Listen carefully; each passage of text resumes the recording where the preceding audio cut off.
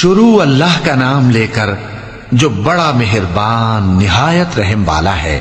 جو لوگ کافر ہیں یعنی اہل کتاب اور مشرک، وہ کفر سے باز رہنے والے نہ تھے یہاں تک کہ ان کے پاس کھلی دلیل آ جائے، یعنی اللہ کا ایک پیغمبر جو پاک اوراق پڑھ کر سناتا ہے جن میں مستحکم آیتیں لکھی ہوئی ہیں۔ اور اہل کتاب جو فرقوں میں بٹے ہیں تو دلیل واضح کے آنے کے بعد ہی بٹے ہیں، حالانکہ ان کو حکم تو یہی ہوا تھا کہ اللہ کی عبادت کریں، اطاعت کو اسی کے لیے خالص کرتے ہوئے یکسو ہو کر، اور نماز قائم کریں اور زکوٰۃ دیں، اور یہی مضبوط اصولوں والا دین ہے۔ جو لوگ کافر ہیں یعنی اہل کتاب اور مشرک، وہ دوزخ کی آگ میں پڑیں گے اور ہمیشہ اسی میں رہیں گے۔